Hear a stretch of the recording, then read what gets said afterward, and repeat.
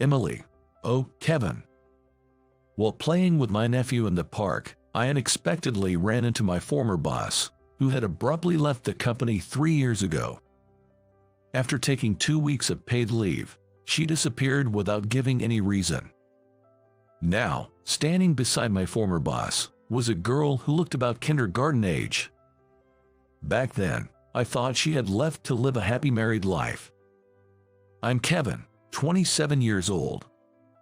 After graduating from college, I joined a small and medium-sized business.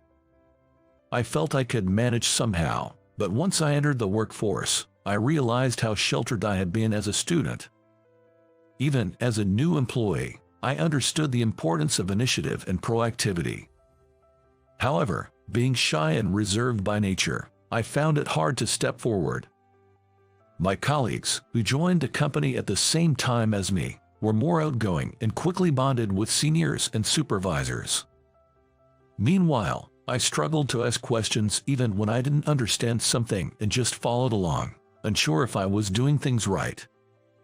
At that time, a senior colleague approached me and asked, "How's your work going?" It was Emily, a senior by 3 years.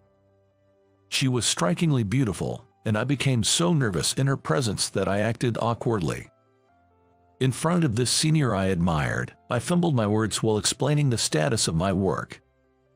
"I should have paid more attention to help you," she said. Even though it was my fault for not seeking guidance, Emily immediately offered her support.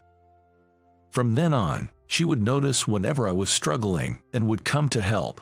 At company parties, when I was unsure where to sit, she'd invite me to join her. Other co-workers and bosses would just say, "He's a quiet guy," and that was about it. But Emily, without teasing, always encouraged me, saying, "Ask anything and it's okay to make mistakes." Emily was promoted to a supervisor at 28. Following the retirement of our department head and Michael, everyone moved up in rank. Her constant smile, friendly approach, quick thinking, and sense of responsibility made her the obvious choice for the promotion. Even as a supervisor, Emily continued to support her subordinates, including me, and was a kind and reliable presence. She never said anything to diminish our motivation. Thanks to her, I began to gain confidence and show more initiative. I even started to notice myself becoming more proactive.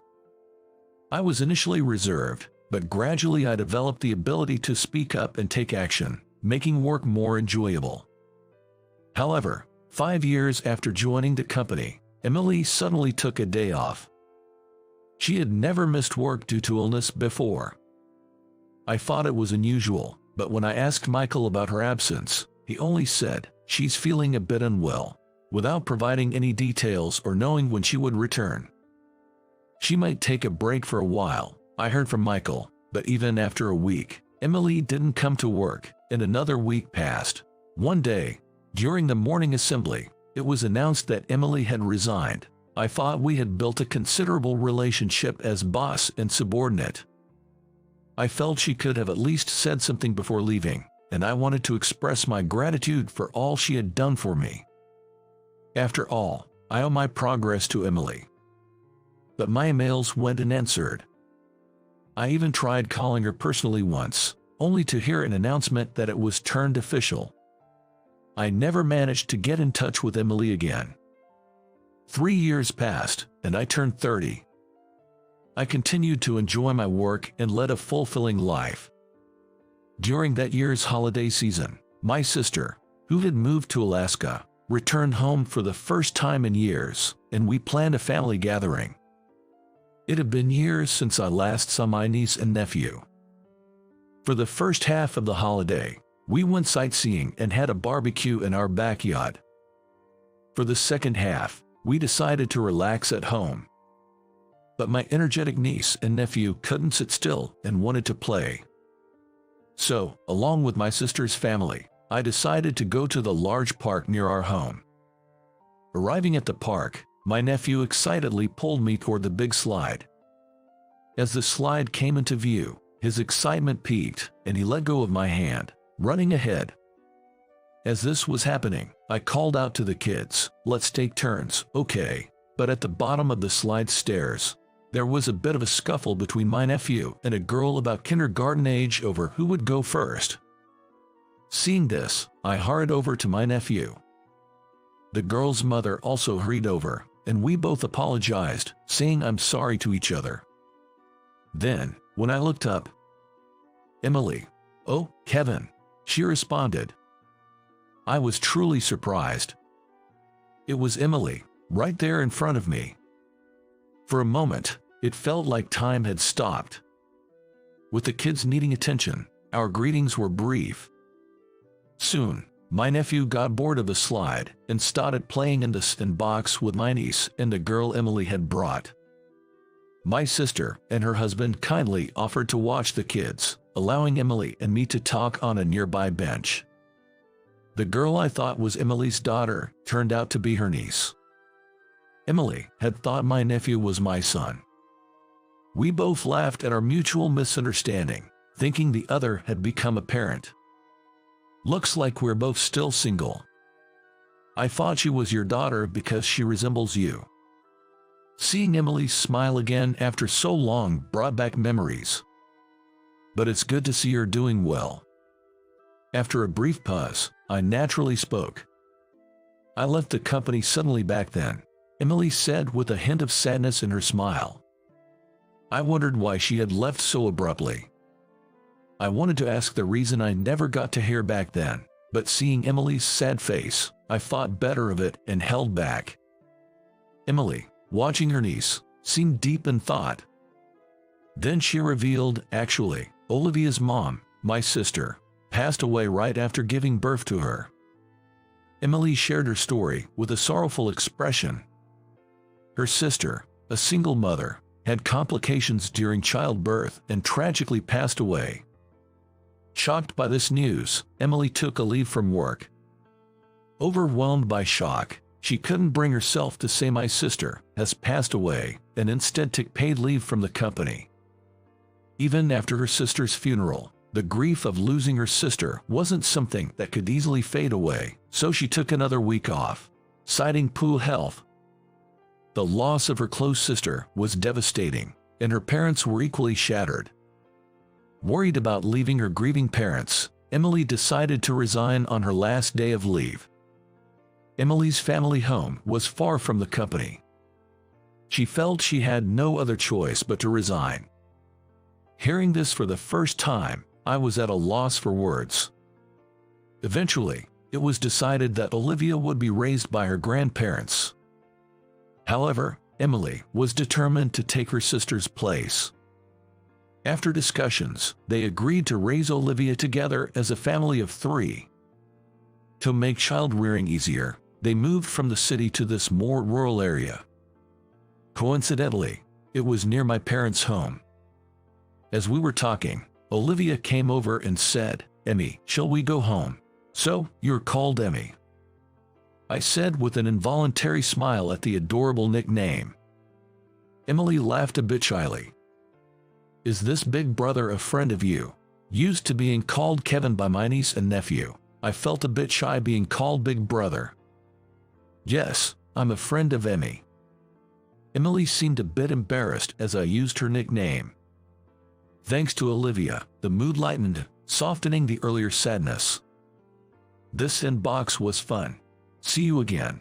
Bye-bye," Amy cheerfully called out to my niece and nephew, waving with a smile. Then, she started to leave, holding Emily's hand.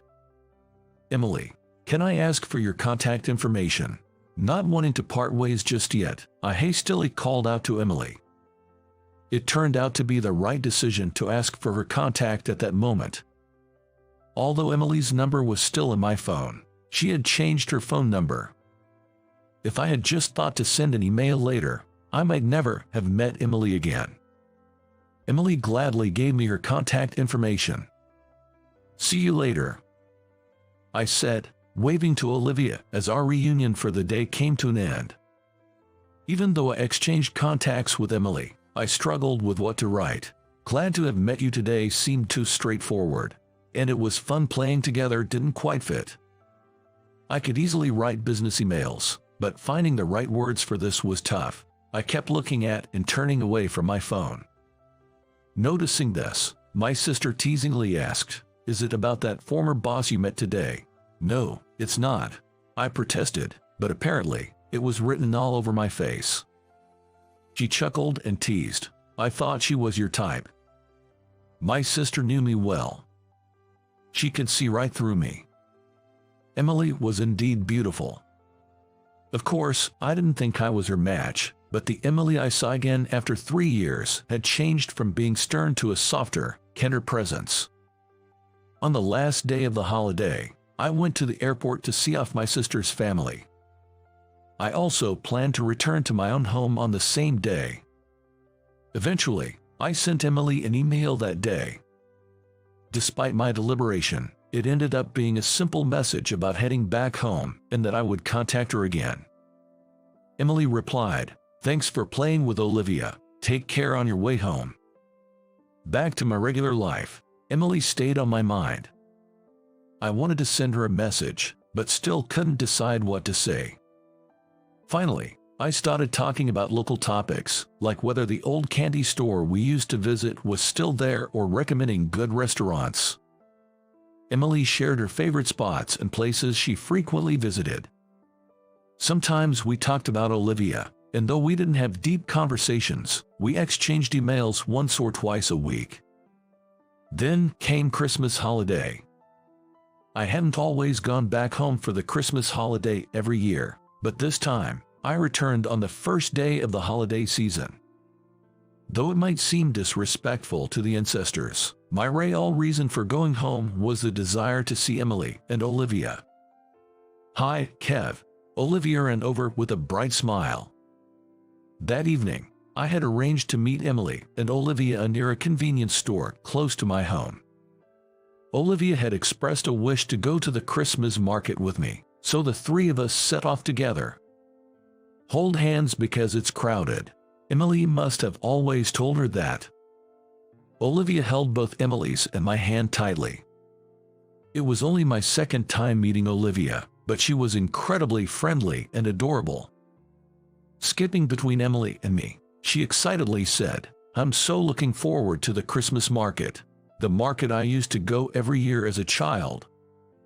Seeing the stalls, I too got excited, nostalgic. Christmas tree ornaments, eggnog, toy lotteries. Every time Olivia said, "I want to drink this," or "I want to try that," I joined in and had fun with her. When I offered to pay for both Olivia's and Emily's treats, Emily tried to refuse, but I insisted. "It's okay, I love the Christmas market," giving a somewhat awkward reason. I was just happy to have this reunion after such a long time and wanted to do at least this much.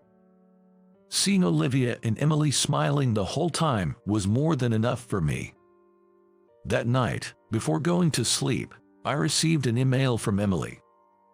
In the email, she shared how Olivia kept talking about all the fun and happy moments of the day until she fell asleep, smiling and saying she wanted to play again with me. The next day, I received an email with a drawing Olivia made with crayons. It was a colorful depiction of the market stalls and the three of us holding hands, walking together.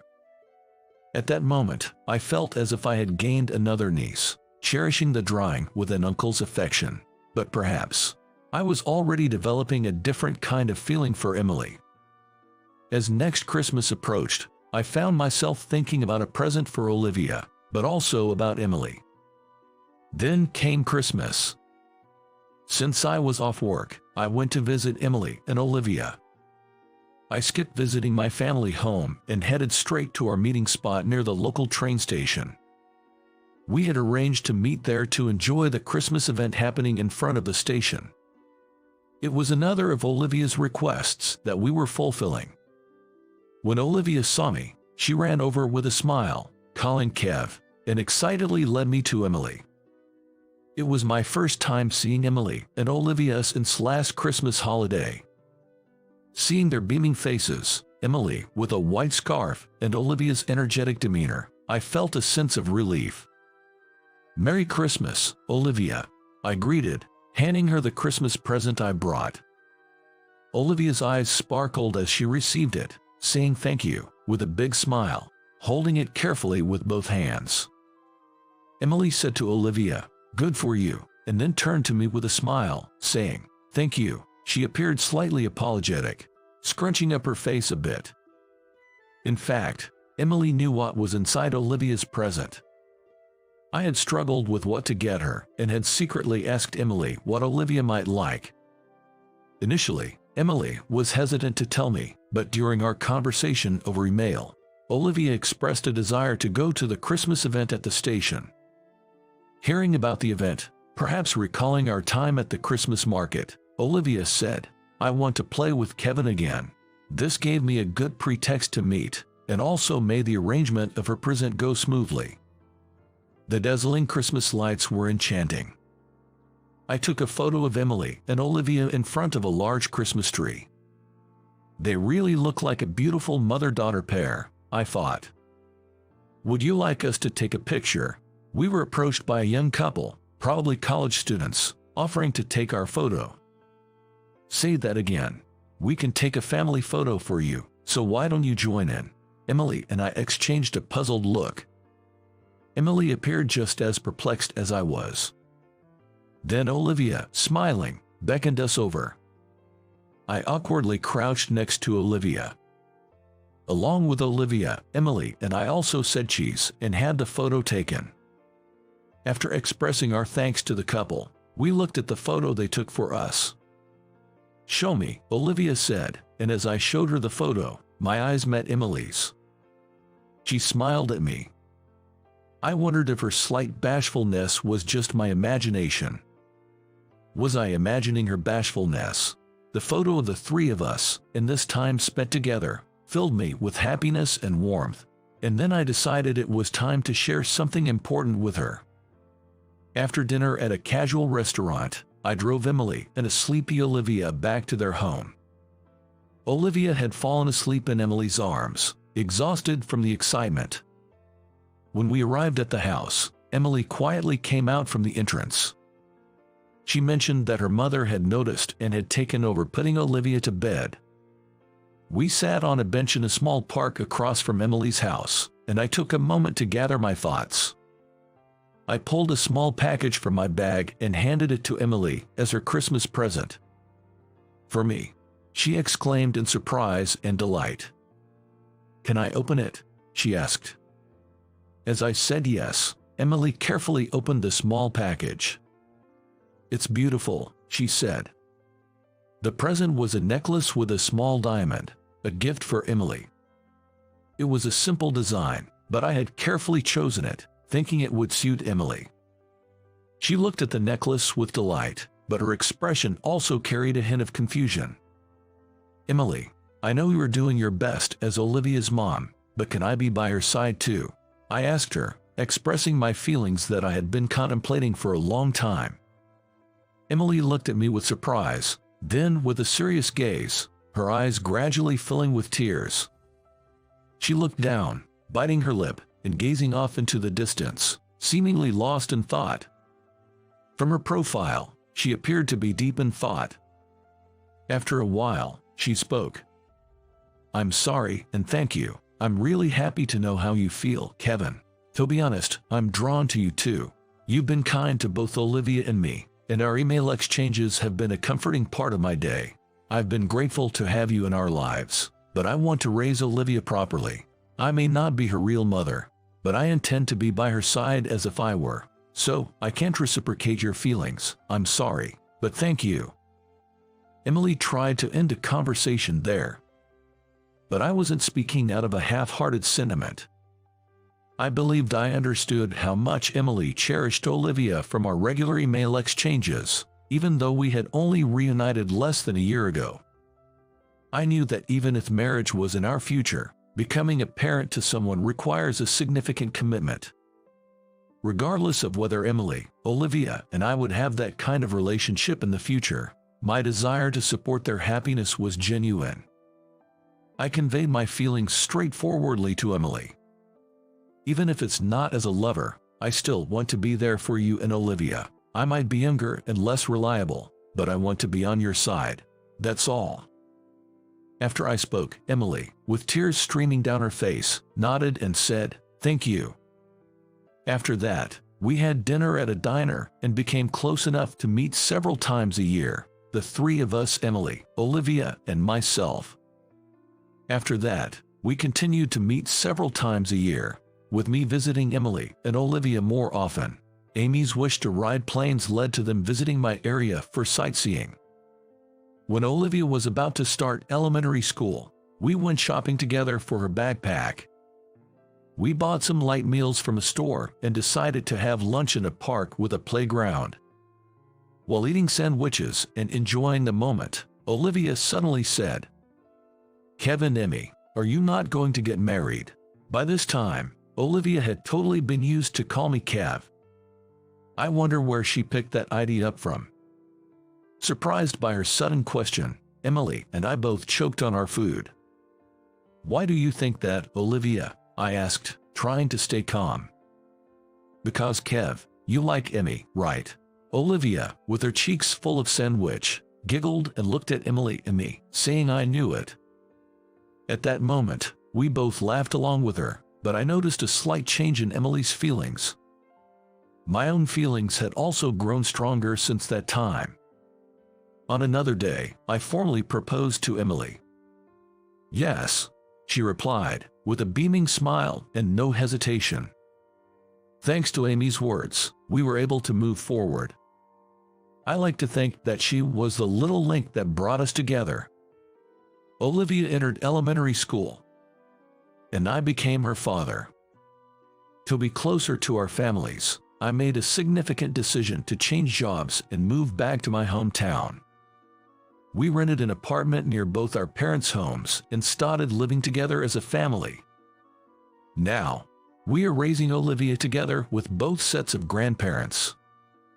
I'm committed to protecting her pure and honest smile, as well as Emily's, for years to come. Low-educated individuals, please leave now. I could no longer hold back after hearing those words. I chose to enter the workforce right after high school, but Jason, my manager, who graduated from Oxford University, seems to hold that against me. Even at a welcome party, he relentlessly mocked me.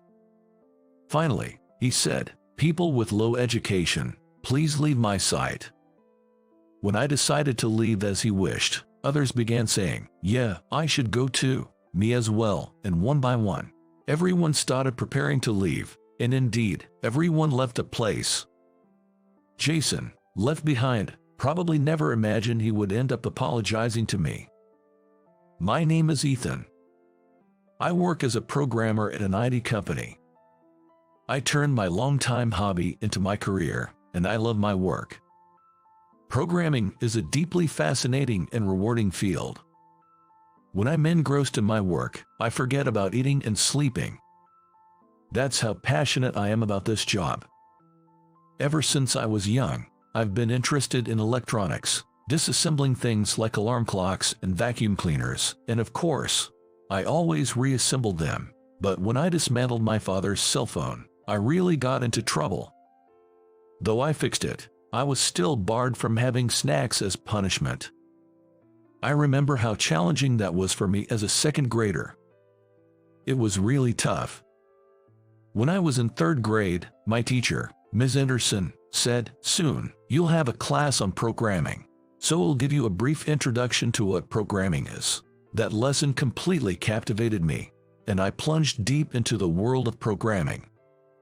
It felt like falling into a programming rabbit hole. Even though we only covered the basics in class, I went home and eagerly shared with my parents. Today, I learned about programming from my teacher. My father, also a programmer, said, "If you enjoy it that much, I can teach you more about programming." I hugged him and eagerly asked, "Really? Please do."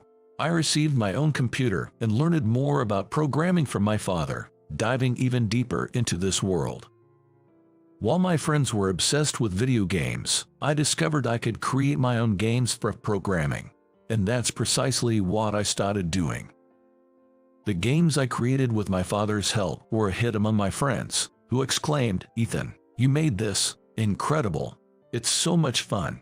I felt an immense sense of accomplishment when my programs worked as intended. Of course, my dream in the elementary school yearbook was to become a programmer. Throughout middle school, I remained obsessed with programming, and when it was time to choose a career path in 9th grade, I declared, I aspire to work as a programmer immediately after middle school. Naturally, my teacher, Miss Thompson, immediately objected, advising, "No, at least finish high school first." My parents also counseled, "We understand your passion for programming, Ethan, but at least complete high school." But I remained determined, my eyes alight with ambition, as I asserted, "I want to start working as a programmer as soon as possible." After about 20 persuasive conversations with Miss Thompson and my parents, they finally said, "Even if you're not interested in certain subjects, they might be useful in the future. You're young, so you should broaden your knowledge beyond just programming." I still want to, I thought, considering my options. But then they proposed, "If you attend a high school that allows part-time jobs, we'll let you work as a programmer at the company where I work." I instantly agreed, exclaiming, "Really? Then I'll go to high school." So, I ended up attending high school instead of working right after middle school. Had I refused, Miss Thompson was prepared to involve the principal and vice principal. So, I enrolled in a high school that allowed part-time work and immediately started my job. Of course, my workplace was my father's company. After being nurtured there for 3 years, I successfully secured a position at the same company. Upon graduating from high school, I transitioned from a part-time employee to a full-time employee, fulfilling my dream of working as a programmer. As a full-time employee, everyone at the company where I had interned admired me. I'm currently working on a major company's system construction, which has required me to be on a long-term assignment in the countryside, but I'm planning to return to the headquarters soon. And now, after the long-term assignment, I'm back at the headquarters. "Hey, Ethan, welcome back. I've returned. It's been quite some time. You seem to have excelled over there. I've heard positive things." I reunited with my colleagues after a considerable time and distributed souvenirs. Indeed, it had been a long time since I last saw everyone. As I reminisced about the familiar atmosphere of the office after a long time, a certain individual caught my eye. He was an older gentleman, sharply dressed in a suit. I wondered, have I met him before? Just then, Tyler, a senior colleague, informed me, "Ethan, you probably haven't met Jason yet. He joined a company during your assignment. He's now the manager of this department and was personally headhunted by President Smith from Oxford University." No wonder he looked unfamiliar. Well, an Oxford graduate must be quite accomplished. I approached Jason to introduce myself. "Jason, I'm Ethan. I was on a long-term assignment, so please excuse my delayed introduction." You're Ethan. I've heard quite a bit about you. I'm looking forward to working together." He responded with a smile, and we shook hands. He seemed pleasant, but then he unexpectedly inquired, "Ethan, you appear quite young. From which university did you graduate?" Surprised by the abrupt question about my education, I candidly responded, "I joined this company straight out of high school." Jason's eyes widened. "What? The company hires directly from high school?" he exclaimed. I was puzzled, wondering if my high school graduation was really that astonishing. Perhaps for Jason, an Oxford alumnus, it was. Assuming it was a norm among graduates, I merely smiled and remarked, "Well, yes, I wanted to start working early." Jason then commented, "I see. You must have had to start working early due to financial constraints." What a huge misconception. It wasn't for that reason, but clarifying such a significant misunderstanding seemed daunting, so I resigned to simply saying, "Anyway, I'm looking forward to collaborating with you," and returned to my desk. However, from that point on, Jason perceived me as merely a high school graduate. He assigned me menial tasks like photocopying documents, sorting trash, and managing mail, all tasks anyone could perform. He didn't involve me in any programming work. I advocated for the opportunity to engage in programming, as it was my expertise, but he dismissed it, laughing. "No, you're just a high school graduate, right? I'm assigning tasks that fit your level."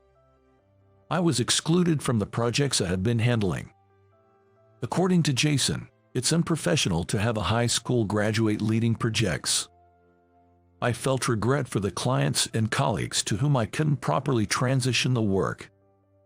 But Jason, as expected of a manager who was headhunted, was an exceptional programmer and operated at an incredibly fast pace. I thought, if only he were less competent, I might have had a chance to prove myself, but I kept these thoughts private. So, I found myself unable to challenge Jason and silently followed his commands. Some seniors tried to advocate for me to Jason, but I didn't want them to face repercussions on my behalf, so I requested they refrain.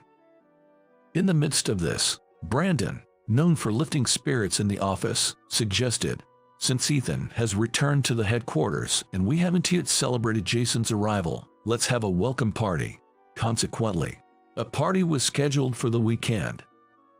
Apparently, my attendance was expected. "Is that fine, Jason? If it's a welcome party for me, I'd be delighted to attend," he replied cheerfully. Jason seemed to appreciate social gatherings. "Ethan, you're the guest of honor, so make sure to be there. Don't worry, I'll ensure your presence," Tyler reassured with a smile, and the day of the party arrived. "This party has even been mentioned to President Smith, so let's enjoy ourselves," Dylan, the organizer, encouraged as I wrapped up my work. Then, just before the end of the day, an internal call came through to our department. It was from White Work, the company I had been responsible for before being reassigned by Jason. Switching to the call, "Is that you, Ethan?"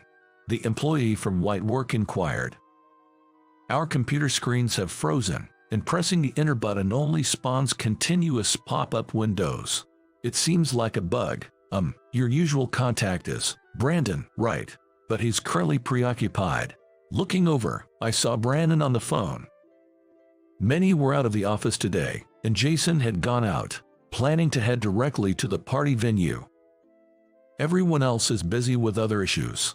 If this isn't fixed, we can't progress with our work. At this hour, we'll have no choice but to work overtime. Overtime is the worst. We want to leave on time, I heard through the phone. I vaguely remembered White Works being famously a white company, where everyone wanted to avoid overtime at all costs. "Can someone come and fix this? If it's not fixed, we can leave. Maybe Ethan can figure it out quickly." Well, I'd have to see it first to understand. White Works wasn't far from here, and since I used to handle them, I thought of going. Then I heard Brandon saying, "Yes, that's the plan. Thank you very much." He was about to end his call. It looked like the call would soon be over. "I'm sorry, could you wait a moment, please?" I put the call on hold and approached Brandon.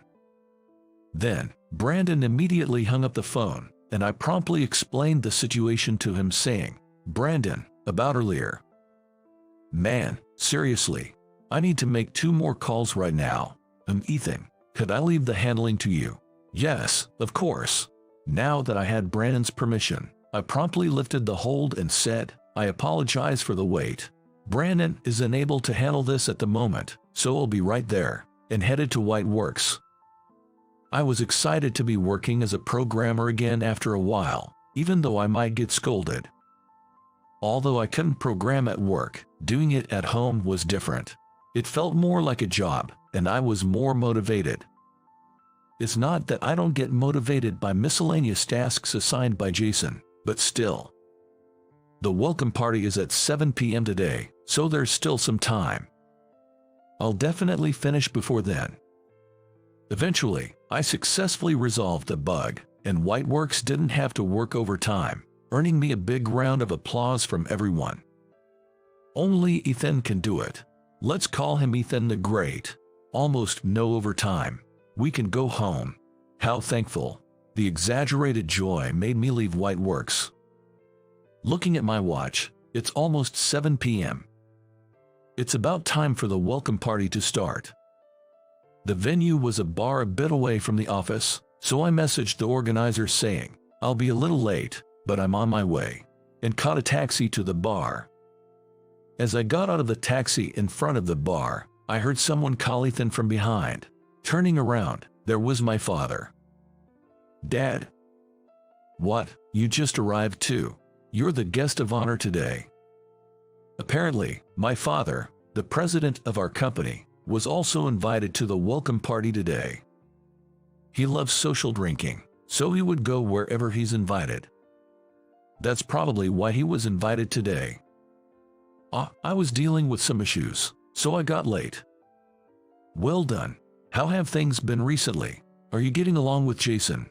He's a great man. You must be learning a lot from him." Well, haha. Wondering what would happen if I told him that I hadn't been given proper work to being a high school graduate. My father and I entered the bar. "Hey Ethan, good job.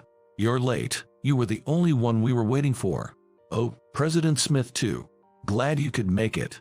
"Of course, I come immediately when it's about drinking." My father laughed, and we were immediately greeted by the senior members of the department as we entered. We arrived at the bar around 7:15 p.m., and Jason was already there. Since I was late for the start of the party, I went to Jason to apologize and greet him. It was now just 7:20 p.m., only about 20 minutes since the party started.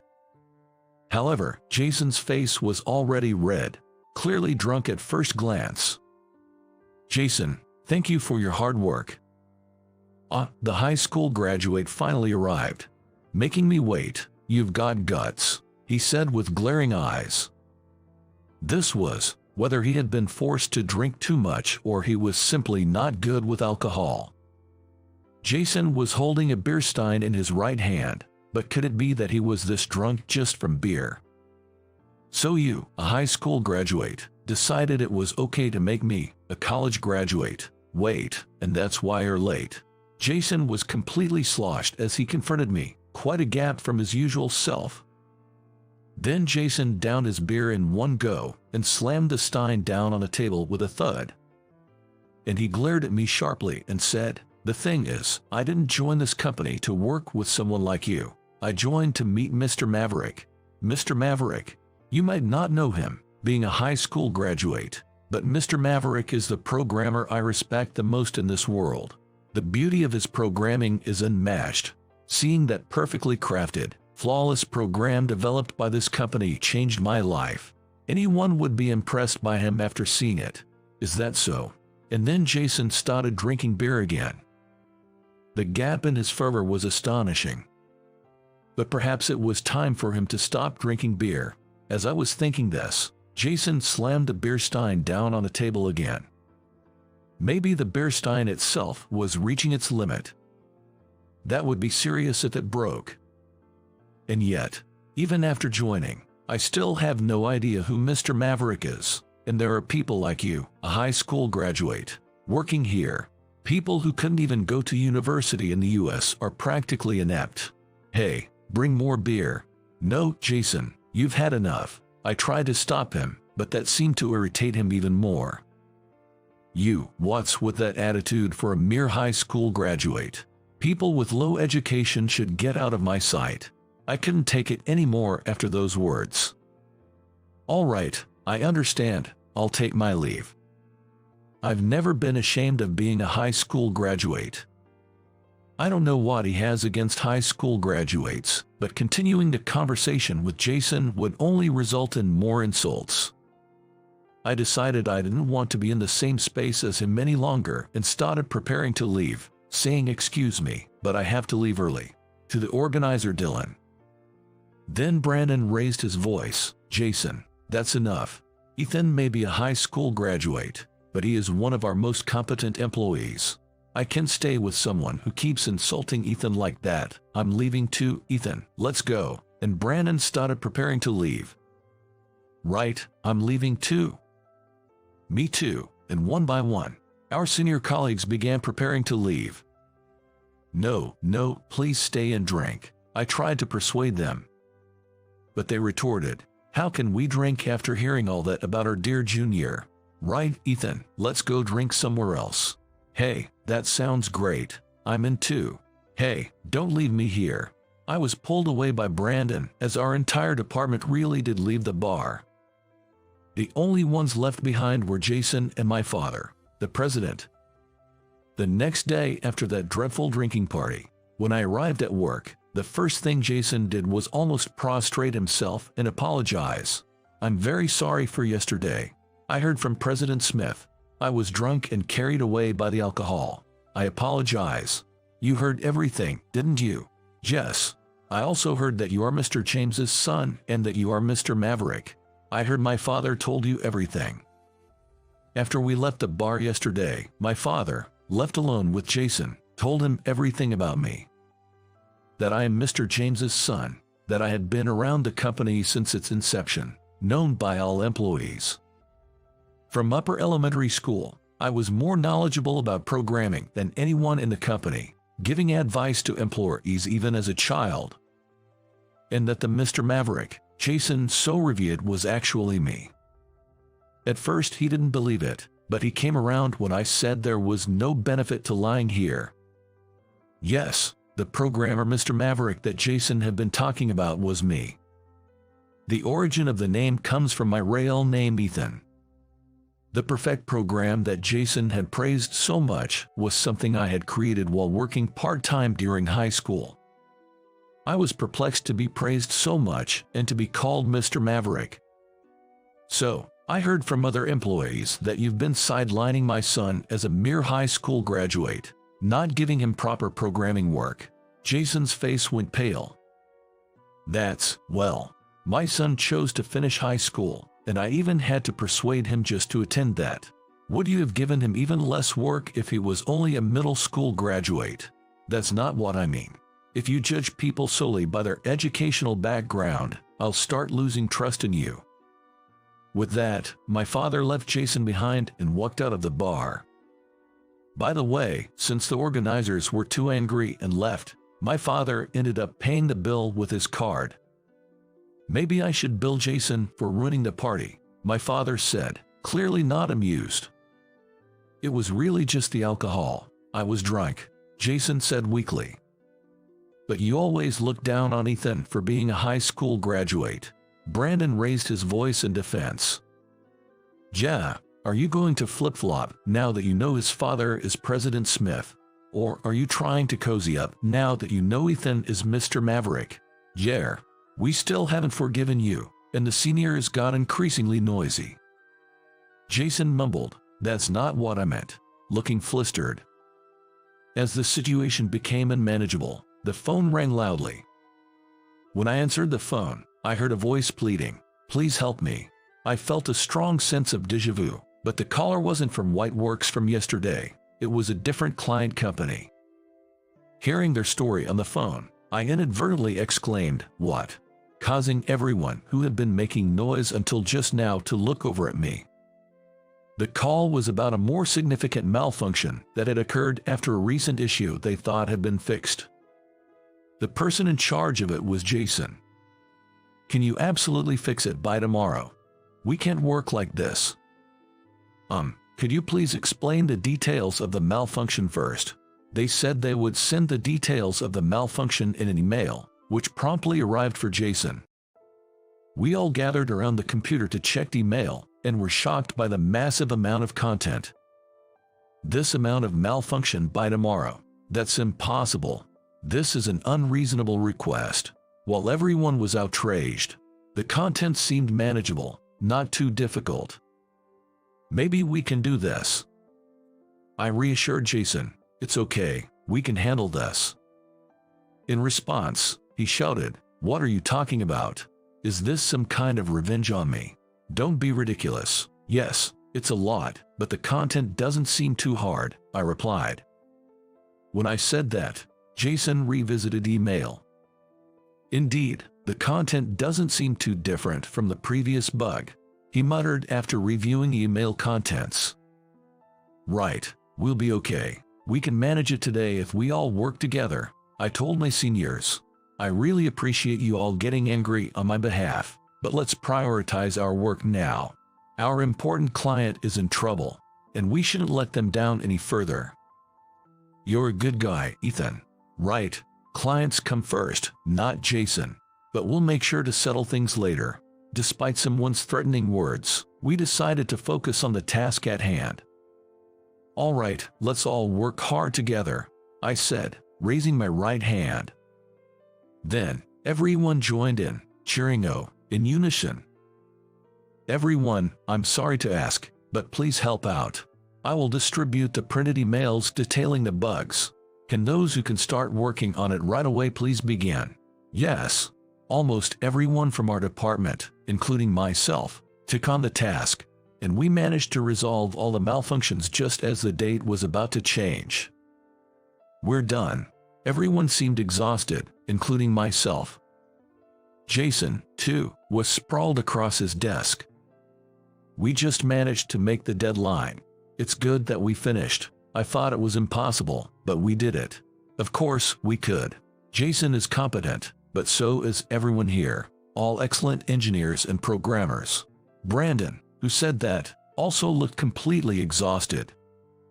Usually, he's so energetic and the mood maker of our team. Thank you, everyone. I'm sorry for causing all this trouble. It's too late now. We're expecting better from Jason in the future. As everyone was too exhausted to even get up, I was called by my name, Ethan. It was Jason. Yes. In a rush, I lifted my head, but was told, stay as you are, that's fine. Thanks to you, we were saved today, thank you. No, I didn't do much. I'm sorry for not letting you work as a programmer before. Today, I experienced your excellence as a programmer firsthand. I truly realized you are Mr. Maverick. I'm genuinely sorry for treating you poorly just because you were a high school graduate. I'm planning to tell President Smith I'm ready for any punishment. What? I've upset everyone, and I can't remain as section chief after this. Perhaps I wasn't suited for this position. If everyone and President Smith agree I should resign, I will step down and start again as a regular employee. Jason's face showed a resolved expression, as if he had come to terms with something. Given how far he's willing to go, he might truly resign as a section chief. That must be Jason's way of taking responsibility. I understand. I accept your apology, Jason. I said that.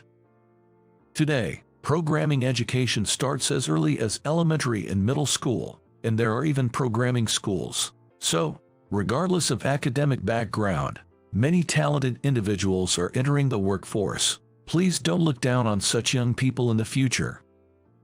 I swear I won't do that again, Jason promised. Your skills, Jason, are truly impressive. You fixed the bugs effortlessly, and your instructions to everyone were spot on.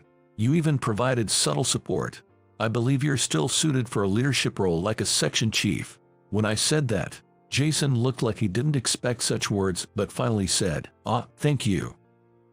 A few days later, Jason really was demoted from section chief and became a regular employee like us.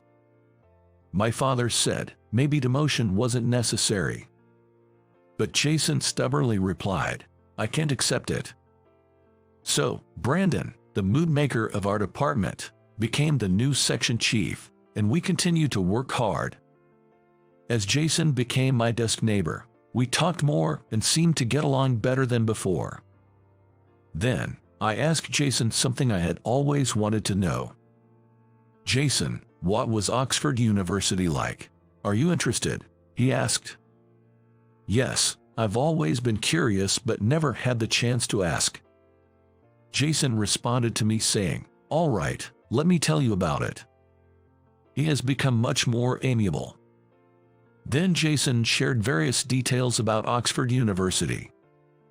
It's located in the heart of Oxford, famous university with many notable alumni. The campus is incredibly vast, almost like a town in itself. There's joint research with venture companies. Many students are entrepreneurs. And there's a diverse international community allowing for plenty of interaction. Amazing. I'd like to visit there someday. Your eyes are sparkling. Just imagining it seems fun. Why not join a campus store designed for tourists? That sounds fun, but actually, I've been thinking about going to college lately. When I said that, Jason exclaimed, "What, Ethan, you're considering college?" Well, after being called a high school graduate by you, I started to think about it.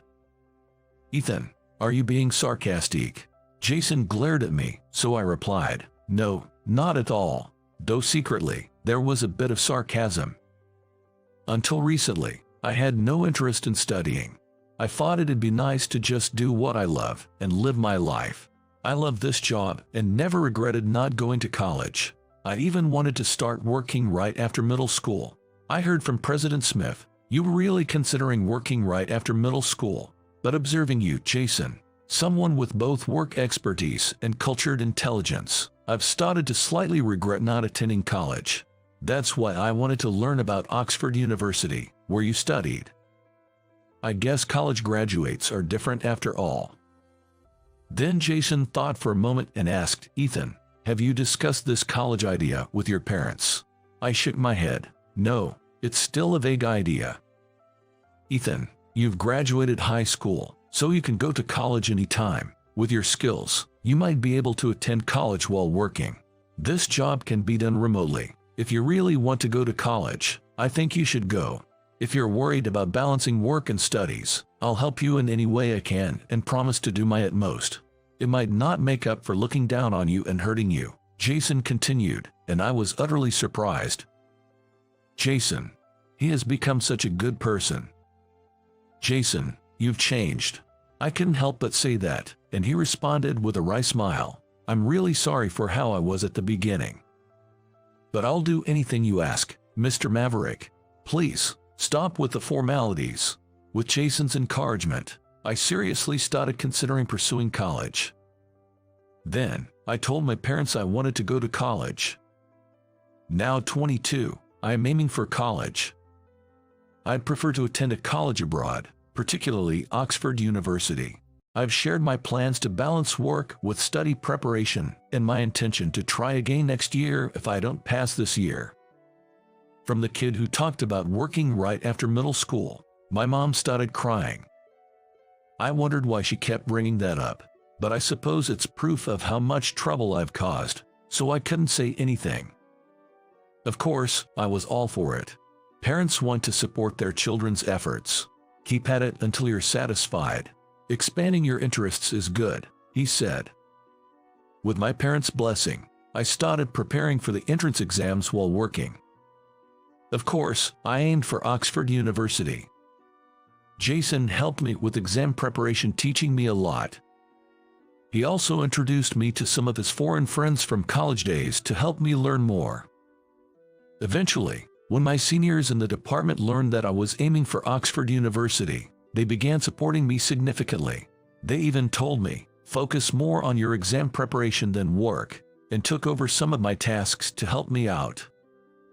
With everyone's support, I passed the entrance exams and finally became a university student. Having passed, I am departing for England from United States tomorrow. Thinking it was my last chance, I came to say goodbye to my seniors. I had finished all my work handovers, and all that was left was to clean around my desk. "Ethan, it's going to be lonely. I've known you since you were a little kid. It feels like losing a family member. It's really sad. That little elementary school kid who used to run around is now going off to college," they said one after another, making me feel really appreciated.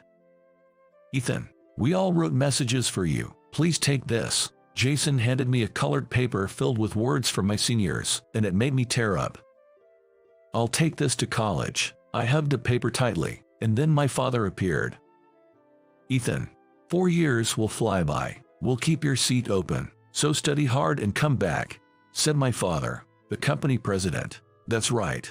If you have a summer break or something, make sure to come back. Let's talk about programming again. If I encounter something at work I can handle, I'll call you right away, so make sure to answer." Everyone chimed in with their words. Lastly, Jason said, "It's truly amazing that you got into college, Ethan. It's all the result of your hard work. I'll keep your seat safe here. So do your best." I couldn't help but cry at that.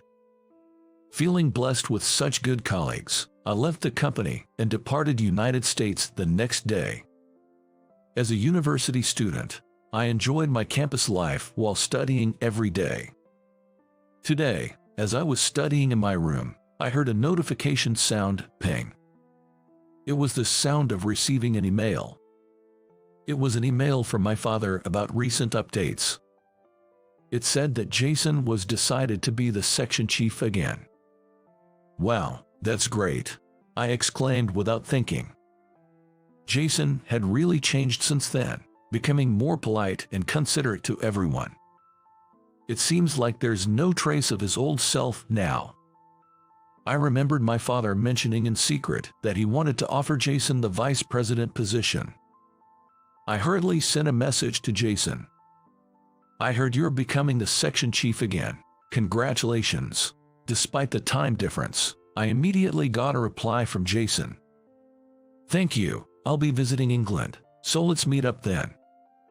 "Of course, let's definitely meet," I replied. The encounters and events with Jason were shocking, but they undoubtedly changed my life. After all, I am now a university student. It's something the old me could never have imagined. I believe it's because Jason himself changed that we are what we are today. If we had remained at odds, neither of us would be where we are now. Life is unpredictable. I realize that people can change in any direction depending on their thoughts and efforts. I want to continue cherishing the connections with people who have touched my life and live on with gratitude.